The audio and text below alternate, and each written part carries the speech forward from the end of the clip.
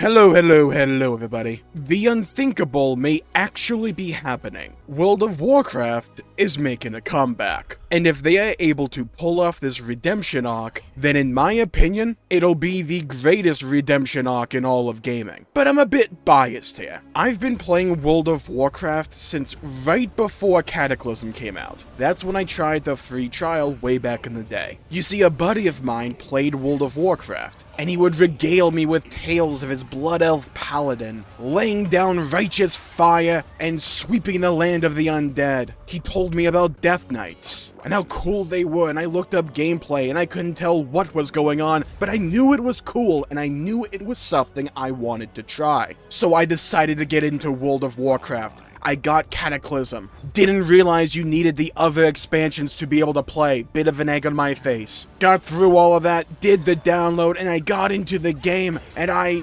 became hooked. And I don't think that I would realize at the time that World of Warcraft, for nearly a decade, would become my main game. And borderline a second home. I spent so much time in the game, or thinking about the game, pondering its future, following the patch notes, watching the trailers and the cinematics with glee. I even liked the Mists of Pandaria one. Yeah, I thought it was beautiful the way they panned around Pandaria there. And I fell in love with World of Warcraft. And you want to know the funny thing? I never managed to play with my friend, because I could never find his server. I checked the list multiple times. I'm like, dude, did you misspell it or something? Oh, do you actually mean this one? He's like, no, it's this. I would then come to realize years down the line, he was probably playing a private server and didn't even realize it. All of a sudden, him talking about how Blizzard forgot his server and they recently added a tree made a lot more sense to me. But my tale is kind of similar to a lot of you out there. It started at the end of Legion, and then blossomed in Battle for Azeroth until I eventually decided to pull the trigger and quit the game in Shadowlands, disillusioned with the state of the game. I no longer believed in the potential of World of Warcraft nor its future, and there are other games I decided, you know what, I'd rather spend my time there than support a game that seemingly goes against what the player base at large is asking for, quite reasonably so, and that the game was constantly integrating decisions and philosophies that if you played the game at all for any length of time, you would know ran counterintuitive to what the game actually was. And I was borderline disgusted with the game, and it was hard to walk away from, but I did, and I played other games. And when Dragonflight came out, I passed it by. They would eventually do a free weekend, and I decided, you know what, I'll try it out. I tried Evoca, wasn't my cup of tea, and I left. I would always keep an eye on it, following the race to world first race, occasionally keeping up with the news and all that, but I was overall pleasantly surprised with the development of Dragonflight. I wasn't convinced to come back, and the way I always phrased it was, well, we need to go north, and instead of going south now, they're going northeast. But like 1 degree north, 89 degrees east. Like, yeah, we're going in a better direction, but we kind of need to still move the needle a little bit, you know? Now, why am I talking about this?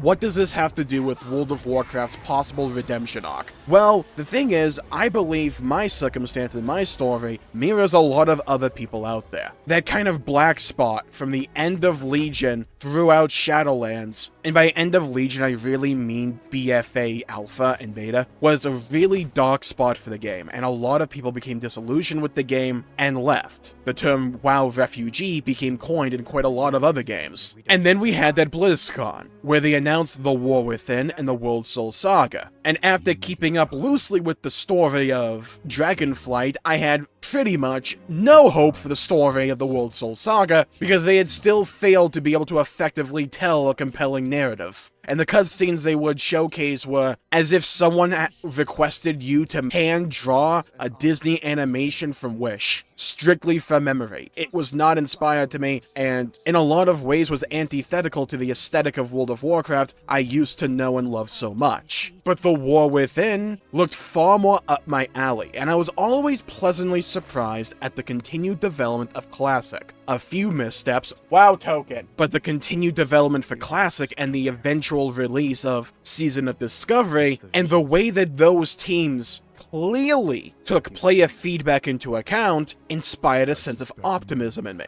But if I was to ever come back to World of Warcraft, it wouldn't be for Classic alone, it would be for Classic and Retail. So with one piece of the puzzle kind of there, which would have been enough for a lot of people out there, and it was if you look at the sub numbers, I was waiting on Retail to course correct. They changed out a lot of people and they brought Chris Metzen back. The actual vibe master himself, and someone who is integral for a lot of what I liked about the World of Warcraft. And they didn't just bring him back in some BS little role that's just kind of there to showcase we brought him back, right? They brought him back in a position of power. And when they announced the War Within, I thought they said a lot of the right things. But I've been burned before, so I still remain pessimistic. But leaning far more into account-bound stuff, warbands for instance, and building off the solid foundation that was constructed in Dragonflight, I started to feel a little bit good about it. I'm like, oh, wait a minute. Ooh, this is nice. Ooh, we got some flavor here. We got a little bit of black pepper, a bit of salt, a bit of garlic powder, a bit of onion powder, and a dashing of paprika. Yet we got the seasonings on top of the foundation that was there in Dragonflight. This is starting to look way better. They had fun with the announcement. There's clearly inspiration and passion for this. And you combine that with the aesthetic of the War Within, and this for me was one of the most important parts. You see, I was never a hardcore, high-end player of World of Warcraft. I cared about the world, I cared about the stories that happen around it, and I cared about just exploring it and the vibe and the aesthetic of the game. It's funny, I spent so many hours in World of Warcraft, but if you asked me what I did on a day-to-day basis throughout most of my tenure with World of Warcraft, I couldn't tell you. I mean, in Cata I was a PvPer, but yeah. It was just something about being in the World of Warcraft, playing it, that was special, and I wanted that feeling back. I didn't want what in my mind World of Warcraft had become. It had lost its edge and grit, and the feeling of being cool, all in the service of, in my opinion, incorporating aesthetics into the game that resembled bad fan art you would see on like Twitter or something. It was just simply not my cup of tea, but the War Within was different. The Nerubians, ooh, they look cool. A bunch of dwarves, okay. And you have Hollowfall, which now from the alpha and what we know about it from there, seems all the more intriguing and interesting. So you combine a story that actually compels me nowadays, alongside a really strong aesthetic and continued gameplay iterations building off the foundation established in Dragonflight that in my opinion are largely all positive, and I was on the precipice of wanting to play the game. Seeing more and more and more about the game from the alpha, I don't have it yet, or probably will ever. I mean, I would like to, but I don't have alpha, but just from what I've seen from other people's videos and streams from the alpha, it's largely all positive. The idea of delves, really cool. Hero talents look a bit hit or miss, but some of them look really cool. And the ones that I would categorize as bad are just non-offensive instead of taken away from the actual experience, like Covenants and Azerite of old. And then I thought to myself, wait a minute, the War Within looks incredibly up my alley. You pair that alongside all the cool stuff they've been doing for Season of Discovery. They haven't nailed it all the time, but when they don't nail it, they learn in the next phase and incorporate player feedback and take that into account, actively listening and acting off the feedback received by the community. If you were a World of Warcraft player, from Warlords of Draenor all the way through Shadowlands, you know this was borderline unheard of. And more often than not, it felt as if the development team and the player base were at odds with each other. And that's not a good feeling or a place to be in, nor a community that I wanted any part of. But like the Warlords of Draenor cinematic, times change. And they changed rather quickly in my opinion. You see, funnily enough, most of the time when it comes to videos like this, I try not to only talk about my experience with something or my perspective. But in this case, World of Warcraft has always had a special place in my heart, because I've spent so much time just thinking about it or playing it or being part of it. And I don't think my view or my perspective on World of Warcraft is one that I share by myself. I think there are some others out there that felt similarly to me and always wanted a game like World of Warcraft but could never find one that quite scratched that itch. But this is what I'm talking about with World of Warcraft's Redemption arc. Most of the critiques that myself and a lot of others had for World of Warcraft are starting to no longer hold water. The game is not perfect by any stretch of the imagination, like, don't get me wrong, but it's no longer that they're just trending in the right direction. It feels like they're full steam ahead. They have some ground to make up, but they are making it up. Zone and world design seems greatly improved. They made flying an actual gameplay mechanic with dragon riding instead of shunning it like some ghoul or gremlin you have in the corner of your room. Flying became something that was an absolute chore to something that the game and the community embraced. I love doing the dragon riding little races you find throughout the Dragon Isles. Cause yeah, I came back to World of Warcraft, I gave it a month, I got a month subscription to check things out, but I've been loving it. The Waking Shores is unironically probably one of my favorite zones in the entire game. And I'm still in the Aurum Plains or whatever the hell you call that zone. I'm not a fan of it, but I know the Azure Rest or whatever the hell it's called is next, and that one looks way better. But when I look at the zone design of the War Within, it looks super good. I love how spacious these areas are. They no longer feel like gamified little corridors meant to simply house a bunch of world quests. They feel like expansive areas that feel like a world. And to me, that feeling of feeling like a world is one of the most important aspects for an MMORPG. And while a lot of conversation can fall on endgame systems, as it should be sometimes, a lot of the times I tend to find the success of an MMORPG falls not solely on the endgame systems and the actual nitty-gritty mechanics of the game, they're a large part of the pie, but another arguably equal slice is that feeling of immersion and wanting to be in the world. WoW is starting to regain that, at least for me, and I think for many others as well. And you combine all of this with the War Within's narrative actually being rather interesting on multiple fronts, with Zalateth and Ilaria, and a lot with Howlfall, by the way. It's expanding the world, laying seeds for the future that could be expanded on, either in the near future or way down the line. It's the type of world building I've wanted to see out of World of Warcraft for years in expansions. I'm not a fan of Dragonflight's narrative, and as I'm working my way through it, yeah, I still am not, but the side content is rather interesting and fun. One of the first side quests I did in the Dragon Isles involved two ecologists trying to salvage the wildlife of a location. It all culminated with me finding a duckling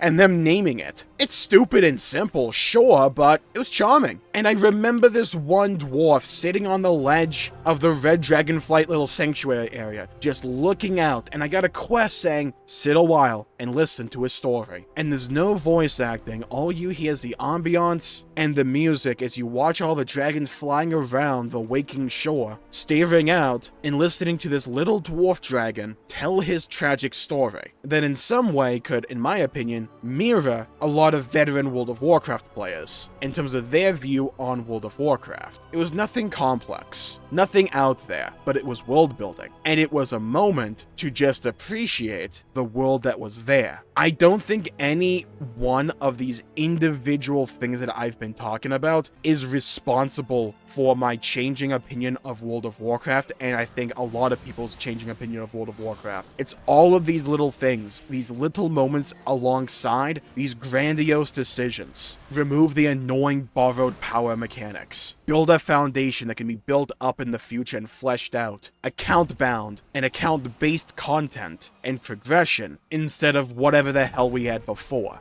Rule of cool, interest, intrigue, mystery. Incorporate that into the story going forward, because World of Warcraft never really managed to consistently tell an amazing narrative in the game. It was never that kind of game, but they're going back to the roots of what World of Warcraft does really well, wanting to find out what happens next, having a bunch of cool visuals and moments. And you pair that alongside the sub giving you multiple versions of World of Warcraft, and there's decent value there. It's not perfect by any stretch of the imagination, and they still have a lot to prove in my opinion, especially going into the War Within and going into the future. There's a lot to prove. There's a lot to get right. And I don't think, in fact, I know I wouldn't say that the redemption arc, if they're on it still, is completed. But I also don't think we're at the starting line anymore, if that makes sense. I think we're in the midst of the redemption arc. They still have landings they need to nail, but the initial jump